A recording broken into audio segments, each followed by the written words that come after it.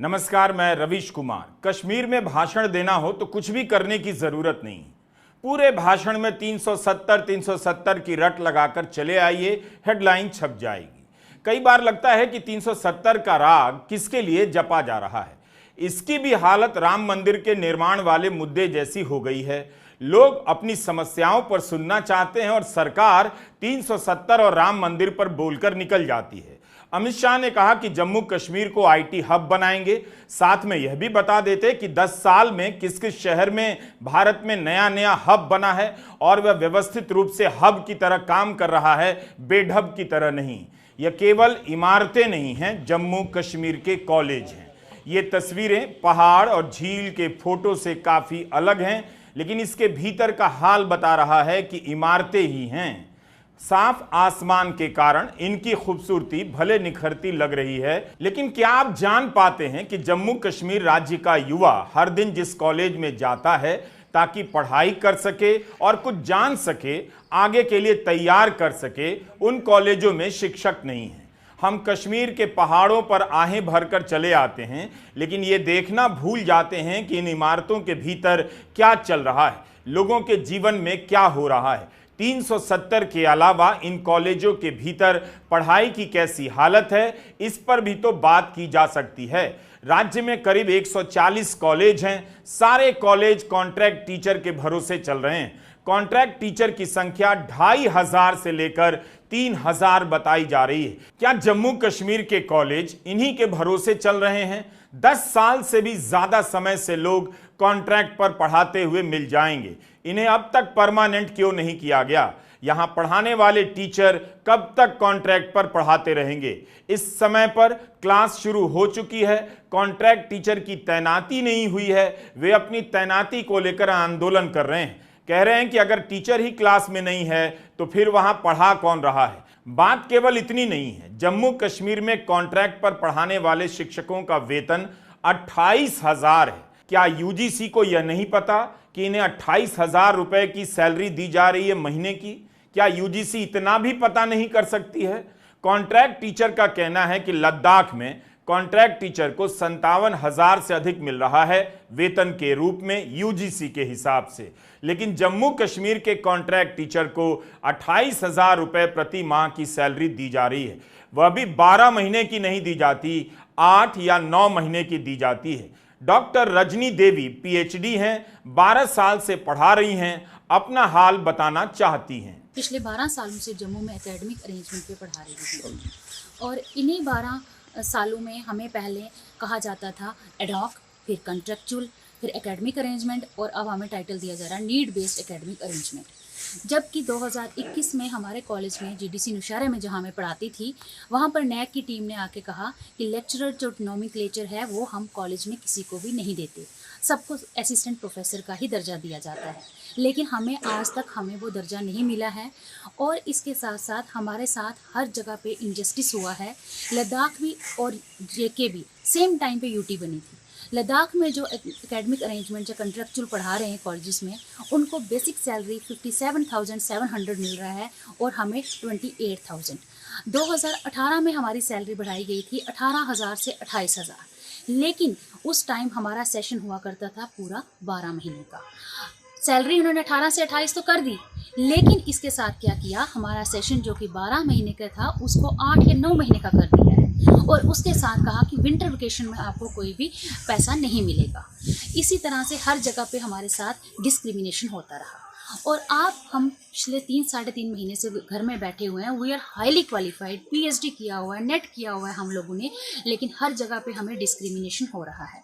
हम लोग बच्चों को पढ़ा रहे हैं कि आगे पढ़ो, अच्छे से पढ़ो और आगे बढ़ो, लेकिन अब हमें ही नहीं मिल रहा है कुछ, हम ही सेटिस्फाइड नहीं हो रहे हैं, तो फ्यूचर जनरेशन क्या होगी?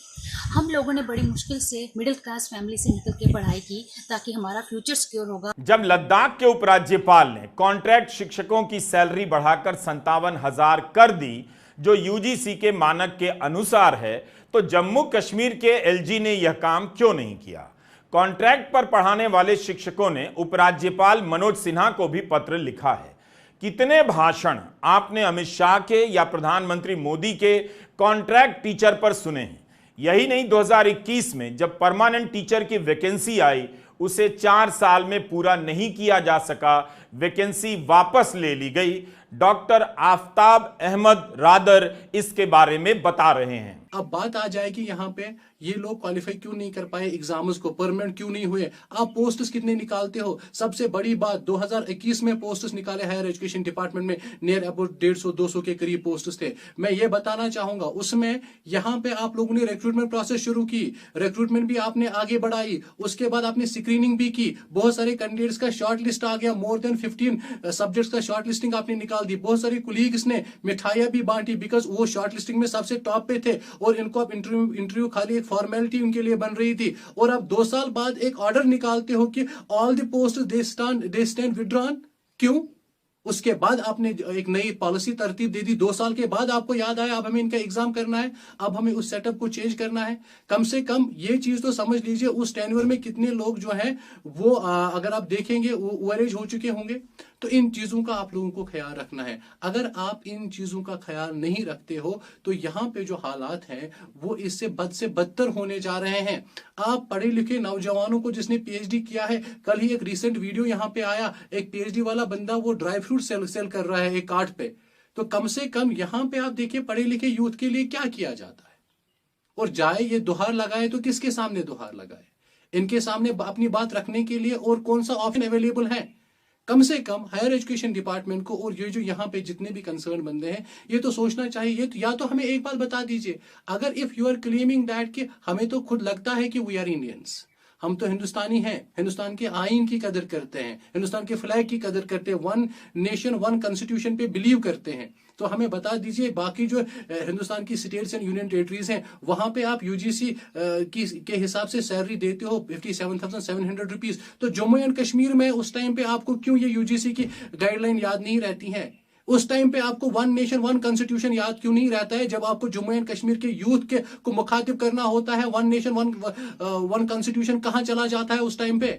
बात तो सही है, जब यूजीसी का नियम लद्दाख में लागू है, पूरे देश में लागू है, उसके हिसाब से कॉन्ट्रैक्ट टीचर को सैलरी दी जा रही है, तब जम्मू कश्मीर के कॉन्ट्रैक्ट टीचर को 28,000 प्रति माह की सैलरी कैसे दी जा रही है? नेताओं को इन मुद्दों पर बोलना चाहिए, बजाय इसके 370 पर बोलकर चले आते हैं और वही हिंदी के अखबारों में हेडलाइन छप जाती है। कई साल से यही हेडलाइन कश्मीर के बारे में छपती रहती है। 28,000 रुपए सैलरी मिल रही है पीएचडी किए हुए टीचर को, और वह भी पूरे साल की नहीं। यही हो रहा था हिंदी प्रदेशों में। जनता मूल मुद्दों पर सुनना चाहती थी और भाषण क्या चलता था? जो राम को लाए हैं हम उनको लाएंगे। क्या कॉन्ट्रैक्ट शिक्षकों का मुद्दा किसी प्रधानमंत्री, किसी मुख्यमंत्री या उपराज्यपाल के लिए कड़े और बड़े निर्णयों में नहीं आता है? शिक्षकों ने हमें बताया कि हर साल उन्हें इस अपमान से गुजरना पड़ता है। इस साल के लिए उनकी सूची बन गई, मगर कॉलेजों में तैनाती के ऑर्डर नहीं आए, जबकि क्लास शुरू हो चुकी है। जम्मू कश्मीर कॉन्ट्रैक्चुअल एसोसिएशन के सदस्यों ने बताया कि हर साल उनका कॉन्ट्रैक्ट फिर से बनाया जाता है। 1 साल की सैलरी नहीं दी जाती, मुश्किल से 7 से 8 या 8 से 9 महीने की सैलरी मिलती है। तो 28,000 रुपए को अगर आप 12 महीने के हिसाब से देखें तो 17-18 हजार रुपए महीने की सैलरी हो जाती है। गर्मी और सर्दी की छुट्टियों में सैलरी नहीं मिलती है। 4 महीने बिना सैलरी के ये कॉन्ट्रैक्ट शिक्षक कैसे रहते होंगे, कैसे अपना गुजारा करते होंगे? कहीं ऐसा तो नहीं कि 4 महीने की सैलरी बचाने के लिए इन शिक्षकों को कभी कॉन्ट्रैक्चुअल कहा जाता है, कभी एकेडमिक अरेंजमेंट जैसा नाम इनके बारे में चिपका दिया जाता है। यही नहीं, इन्हें सैलरी तब मिलती है जब वेरिफिकेशन पूरी हो जाती है। हर साल इन कॉन्ट्रैक्ट शिक्षकों की पुलिस और सीआईडी वेरिफिकेशन होती है। जब वेरिफिकेशन आता है तब इन्हें सैलरी मिलती है। Jammu Kashmir contract teacher association ने कहा है हर साल हमें इस प्रक्रिया से गुजरना पड़ता है। पढ़ा लिखा नौजवान जो हर साल हायर एजुकेशन डिपार्टमेंट में आपके सामने सीआईडी वेरिफिकेशन करके आता है, पुलिस की वेरिफिकेशन करके आता है, ये क्लेम कराता है कि मैं प्योर एक नेशनलिस्ट बंदा हूं, उसके बावजूद भी आप इनकी अगर आप देखेंगे इस हद तक एक्सप्लॉइटेशन कर रहे हैं। क्या इनकी फैमिलीज नहीं है? इनको घर चलाने के लिए क्या इनको कुछ चीजों की जरूरत नहीं पड़ती है? कम से कम इन चीजों का हमें ख्याल रखना है। कॉन्ट्रैक्ट शिक्षकों का कहना है कि यूजीसी के नियमों के अनुसार उनकी सैलरी 57,000 रुपए प्रति माह से अधिक होनी चाहिए। लद्दाख में भी यही सैलरी मिल रही है, फिर जम्मू कश्मीर में किस हिसाब से 28,000 दी जा रही है? पिछले 10 साल में इनके पदनाम बदलते चले गए। पहले कॉन्ट्रैक्ट टीचर कहे जाते थे, अब इन्हें नीड बेस्ड एकेडमिक अरेंजमेंट कहा जाता है। यह सब क्यों किया जा रहा है? इससे कॉन्ट्रैक्ट के हालात तो नहीं बदल जाते? कहीं सरकार इसके जरिए पैसा तो नहीं बचाती? कम पैसे में लोगों को काम करने के लिए मजबूर कर रही है। क्या नया नया नामकरण इसलिए किया जाता है ताकि यूजीसी के नियमों को चकमा देकर इनकी सैलरी न्यूनतम रखी जा सके और शिक्षा पर कम से कम पैसा खर्च हो? और उसके बाद जो है हमारा नॉमेनक्लेचर, कभी हम नीड बेस्ड लेक्चरर कहलाते हैं, कभी हम लेक्चरर कहलाते हैं, कभी हम क्या कहते हैं एकेडमिक अरेंजमेंट कहलाते हैं। इन सब चीज़ों को जो है एक स्ट्रीमलाइन किया जाए कि हम हैं क्या असल में, हमारी आइडेंटिटी है क्या। यूजीसी के नॉर्म्स के अकॉर्डिंगली हमें सिलेक्ट किया जाता है, तो हमें जब कुछ हमें कुछ मिलने की बारी आती है तो वो हमें क्यों नहीं दिया जाता? हमारी salary basic equal pay equal work क्यों नहीं है हमारे साथ? और हमारा सेशन पूरी साल का क्यों नहीं है? और इसके साथ हमारे साथ बहुत सारे ऐसे भाई हैं जिनकी शादियां हो चुकी हैं, बच्चे हैं उनके, 28,000 में वो महीने का खर्च कैसे चलाएं? उसके बाद जो 3 या 4 महीने के लिए हमें घर बिठाया जाता है, वो वहाँ पर अपने बच्चों को क्या खिलाएंगे, उनको क्या फीड देंगे? और जब हम अपनी नीड्स फुलफिल नहीं कर पा रहे हैं, तो हम अपने घर के बच्चों को अपनी उनकी नीड्स नहीं फुलफिल कर पा रहे हैं, तो बाहर वालों को क्या देंगे?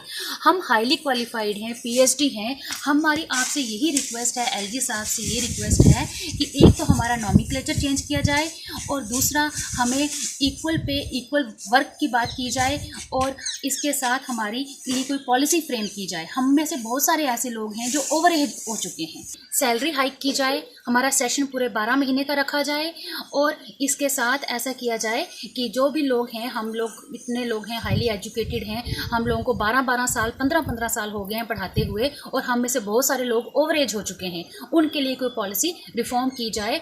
हम लोगों को मिडिल क्लास फैमिली से बिलोंग करते हैं, बड़ी मुश्किल से पेरेंट्स ने हमें पढ़ाया है, 31 मई को हमें ये बाहर कर देते हैं और हमारे पेरेंट्स पूछते हैं आज क्या है, हम कहते हैं हमारी रिटायरमेंट है और हर साल हमारी 8-9 महीने के बाद रिटायरमेंट होती है और वो कहते हैं इसलिए नहीं पढ़ाया था हमने कि आपको हर 8-9 महीने के बाद बाहर कर दिया जाता है। फिर से हमारे फॉर्म लगते हैं, फिर से मेरिट बनता है, मेरिट में आगे आकर भी हमारे साथ डिस्क्रिमिनेशन होता है। मैं जम्मू कश्मीर में एकेडमिक अरेंजमेंट पे कॉलेज लेक्चरर के तौर पर कार्यरत थी इसलिए क्योंकि पिछले 3-3.5 माह से हम लोग बेरोजगारी की समस्या से जूझ रहे हैं, घर पर बैठे हुए हैं। हम देश का उच्च शिक्षा प्राप्त युवा वर्ग जिसने बड़ी बड़ी डिग्रियां हासिल कर रखी हैं, निरंतर इन समस्याओं से दो चार हो रहे हैं। जहां एक ओर सही समय पर पद नहीं निकाले जाते, वहीं दूसरी ओर एकेडमिक अरेंजमेंट जैसी जो स्कीम्स चलाई जाती हैं उनमें भी सही तरीके से काम करने का मौका नहीं दिया जाता। जहां पर पहले हमारा कार्यकाल जो है वो लगभग साल का होता था, 10 या 15 दिन का ही बीच में गैप आता था, वहीं पर अब इसको घटाकर 8 या 9 माह कर दिया गया है। 3 और 4 महीने तो भगवान के भरोसे हैं हम लोग। दूसरी ओर वेतन के नाम पर मात्र 28,000 रुपए देकर हमें संतुष्ट करना क्या हमारे भविष्य के साथ खिलवाड़ नहीं है? क्या हम इस देश के नागरिक नहीं हैं? और यदि हैं, हमने भी बड़ी मेहनत के साथ डिग्रियां हासिल की हैं। हर साल जम्मू कश्मीर के अखबारों में कॉन्ट्रैक्ट टीचर की हालत पर लंबी लंबी रिपोर्ट छपती है, इसलिए आप ये नहीं कह सकते कि प्रशासन की नज़र में यह मुद्दा नहीं है। सवाल है कि जम्मू कश्मीर में पढ़ाई कैसे हो रही है? क्या पढ़ाई लिखाई का स्तर वहां मुद्दा नहीं होना चाहिए?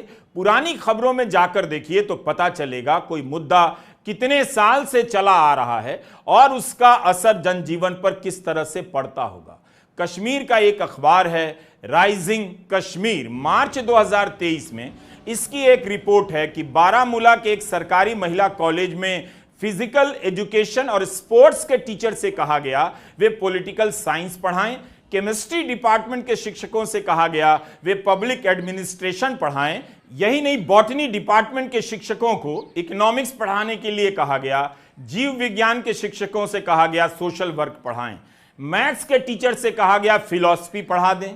शिक्षकों ने बताया कि छात्र 10-10 किलोमीटर दूर से चलकर कॉलेज आते हैं, मगर पढ़ाने के लिए टीचर नहीं होते। सरकार को छात्रों की इस तकलीफ के बारे में पता तो जरूर होगा, इसीलिए बीजेपी ने अपने संकल्प में कहा है कॉलेज जाने वाले छात्रों को साल में 3,000 रुपया यात्रा भत्ता दिया जाएगा। क्या छात्र को यही चाहिए या टीचर भी चाहिए? टीचर को आप 57,000 की सैलरी नहीं देते, 28,000 देते हैं। क्या इसी पैसे से छात्रों को यात्रा भत्ता दिया जाएगा? कई जगहों पर कॉलेज तो पंचायत घरों में चल रहे हैं, वहां 2 कमरे हैं। हम गवर्नमेंट डिग्री कॉलेज सोनपुर के स्टूडेंट्स हैं और आज जो हम अपनी प्रॉब्लम आपके सामने लेके आए हैं वो ये है कि 1 अगस्त से हमारी क्लासेस कंटिन्यूसली हो रही हैं और हमारे जैसे एजुकेशन हो गया, physical education, history, Persian, mathematics, इन सब्जेक्ट्स के कोई भी यहाँ पे प्रोफेसर टीचर नहीं है और जो हैं यहाँ पे बाकी सब्जेक्ट्स के वो भी उन सब की भी इलेक्शन ड्यूटी है। तो हम एलजी एडमिनिस्ट्रेशन से ये दरख्वास्त करते हैं कि हमारा नुकसान होने से बचाया जाए और हमारे एग्ज़ाम भी हमारे सर पे हैं। 19 नवंबर से हमारे एग्ज़ाम शुरू हो गए, हमारी अभी तक कोई भी क्लासेस नहीं हुई हैं। तो हम ये अपील करते हैं कि जो टीचर्स हैं, प्रोफेसर्स हैं, उनको यहाँ पे अपॉइंट किया जाए ताकि हमारी क्लासेस रेगुलरली लें। पिछले सेशन में जीडीसी कास्तीगढ़ में जो है वो अपना जो है वो सेशन लगाया। वो कॉलेज जो है पंचायत घर में चल रहा है और वहां पे सिर्फ 2 रूम है। एक में प्रिंसिपल ऑफिस है और दूसरे में जो है वो फैकल्टी बैठती है। तो कई बार जो है वो जैसे अगर ज़्यादा टीचर्स हो जाए, 10-12 टीचर्स आ गए तो बैठने की भी जगह नहीं है, फैकल्टी को कहीं बाहर घूमना पड़ता है, चक्कर लगाने पड़ते हैं। तब जाके जो है वो सोचता है कि कोई एक उठेगा और मैं वहां पे जाके बैठूंगा। इस तरह के बुरे हालात जो है वो हमारे हायर एजुकेशन के हैं हमारे जम्मू कश्मीर में। मैथ्स के टीचर से कहा जा रहा है आप फिलॉसफी पढ़ा दीजिए। किसी भी कॉलेज को क्यों ऐसा करना पड़ा होगा? क्योंकि 2,500 से 3,000 शिक्षक कॉन्ट्रैक्ट पर जम्मू कश्मीर में पढ़ा रहे हैं। कोई भी समझ सकता है कि प्रिंसिपल के लिए कॉलेज चलाना कितना मुश्किल होता होगा। जब टीचर नहीं होगा, एडमिशन सभी विषयों में लिया जाएगा, तब यही सब करना होगा। स्पोर्ट्स के टीचर को पॉलिटिकल साइंस पढ़ाने के लिए कहा जाएगा। यह केवल कश्मीर की समस्या नहीं है, पूरे देश में खासकर हिंदी प्रदेशों में कॉलेजों को इसी तरह से 3rd क्लास बनाया गया है ताकि वहां से पढ़ने वाले छात्र किसी तरह से योग्य ना बन पाएं, बस आईटी सेल के काम आ सके।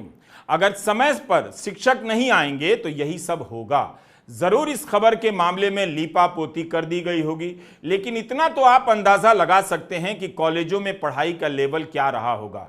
जो भी कश्मीर जाता है पहाड़ों के फोटो खींचकर चला आता है, देश को पता ही नहीं कि वहां भीतर जनजीवन में क्या हो रहा है। बहुत बदकिस्मती से कहना पड़ता है और बहुत बदकिस्मती है भी हमारी कि परमानेंट जॉब तो आप छोड़ दीजिए, लेकिन जो हमारे जो आप देखते होंगे कि ये कॉन्ट्रेक्चुअलिज्म जो चल रहा है, ये जो एक साइलेंट पॉइजन है फिर all those highly qualified students in everywhere in India, और particularly when we talking about the UT of Jammu and Kashmir.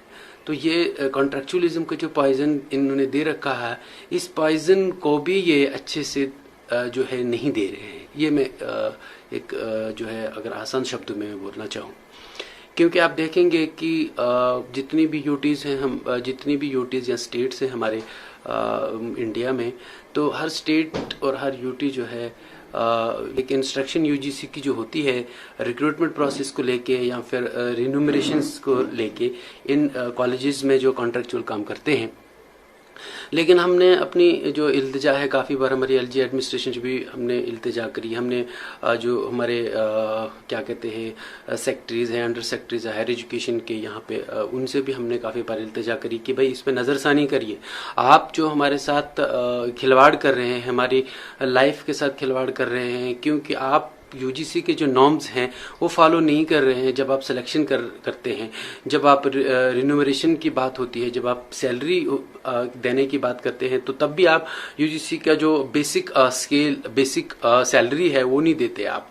तो हमने काफ़ी बार अपनी इल्तिजा करी, लेकिन किसी ने नहीं सुना। तो इस बार फिर भी हमने एक मूवमेंट चलाई, और ये मूवमेंट जो है ये इसी रिलेटेड थी कि भाई जो कॉन्ट्रेक्चुअलिज्म है, जो कॉन्ट्रेक्चुअल लेक्चरर्स गवर्नमेंट कॉलेजेस में काम करते हैं, उनके साथ आप क्या कहते हैं इंसाफ करिए। और ये मूवमेंट तब स्टार्ट हुई जब एक ही दिनों में 2 यूटीज को बनाया जाता है, UT of Jammu and Kashmir and UT of Ladakh. और आप देखते हैं कि लद्दाख की यूटी जो है वो स्मूथली चल रही है, जहां पे कंट्रेक्चुअल्स को पहले यूनिवर्सिटी के जो मेन कैंपसेस है वहां पे पहले जितने भी कंट्रेक्चुअल काम कर रहे थे उनको बेसिक सैलरी दी, और बाद में जितने भी कॉन्स्टिट्यूएंट कॉलेज थे लद्दाख यूटी के उन सब कॉलेजेस में बेसिक सैलरी जो है इन सब कंट्रेक्चुअल्स को स्टार्ट करी गई। लेकिन उसी तरह का सखना अपनी यूटी जम्मू एंड कश्मीर में देखेंगे और हमारी यूटी में ऐसा कोई भी जो है कदम नहीं उठाया गया जिसे कंट्रेक्चुअल लेक्चरर को बेसिक सैलरी दी जाए। तो हमारी जो इल्तिजा है हायर काम से यही है, हमारे प्राइम मिनिस्टर जी हैं उनसे भी हमारी यही इल्तिजा है, हमारे हायर एजुकेशन मिनिस्टर प्रधान जी हैं उनसे भी है, हमारी एलजी एडमिनिस्ट्रेशन से है और हायर अप से, उन सब से हमारी ये रिक्वेस्ट है कि भाई हमारी मसलों पर जो है हमारा मसला जो है इसको जो है इस पर नजरसानी की जाए। हमारे पास हायर एजुकेशन विभाग का पक्ष नहीं है, लेकिन यह सारी बातें कई साल से जम्मू कश्मीर के अखबारों में छप रही हैं। जम्मू में अमित शाह ने बीजेपी का संकल्प पत्र जारी किया, वादा किया है श्रीनगर में मेट्रो चलेगी। यह विकास की इंतहा है। पहाड़ में मेट्रो ले जाने का सपना विचित्र नहीं लगता? क्या श्रीनगर की अपनी जरूरत है कि वहां मेट्रो चले? आजकल कहीं भी मेट्रो बनाने का वादा कर दिया जाता है। इसी तरह से नेताओं ने फ्लाईओवर का वादा कई दशकों तक किया और जगह जगह फ्लाईओवर बना दिए जाम की समस्या को दूर करने के नाम पर। लेकिन फ्लाईओवर बनने के बाद हजारों करोड़ रुपए फ्लाईओवर में फूंक दिए जाने के बाद भी हर शहर में जाम की समस्या जस की तस है।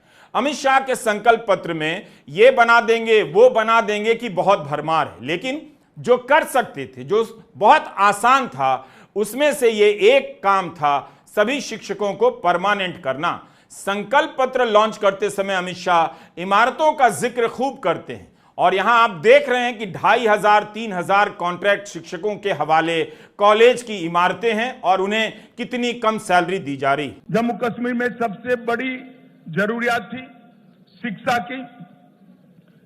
लगभग 10 साल में 59 कॉलेजों को मान्यता मिली है। 30 कश्मीर डिवीजन में और जम्मू डिवीजन में 29। 16,000 छात्रों की प्रवेश क्षमता जोड़ी गई।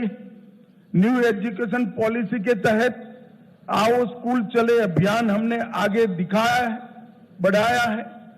45 अटल टिंकरिंग लैब स्थापित किए हैं और 6,000 करोड़ की लागत से 2 एम्स, एक विजयपुर में, एक अवंतीपुरा में, IIT, IIM, नीट, यूनानी अस्पताल, कई सारे भवन और संस्थान उच्च शिक्षा के लिए यहां खोले हैं। 70 साल तक देखा जाता था कि जम्मू कश्मीर के बच्चे यहां पढ़ाई लिखाई नहीं हो सकती थी, यहां से देश भर में पढ़ने जाते थे। आज देश भर के बच्चे जम्मू कश्मीर में पढ़ने के लिए आ रहे हैं और एक अच्छा संदेश लेकर देश में जा रहे हैं। तो आपने इस वीडियो में देखा कि जो जम्मू कश्मीर के छात्र हैं वे जहां पढ़ने जा रहे हैं उन जगहों की क्या हालत है, किस हाल में है उच्च शिक्षा व्यवस्था।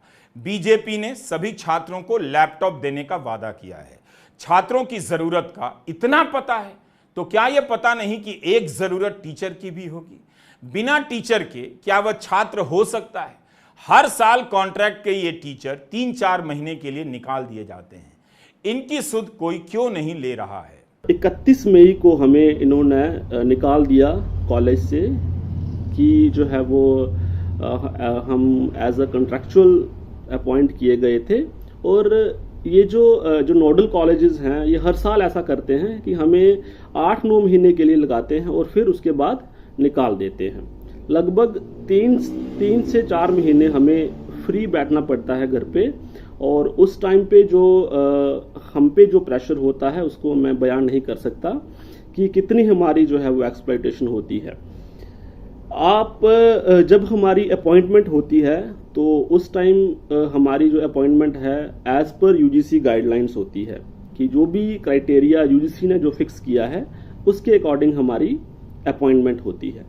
लेकिन जब बात आती है सैलरी की या जब बात आती है नॉमेनक्लेचर की, तो हमारी जो है वो एक्सप्लॉयटेशन बहुत बुरे तरीके से होती है।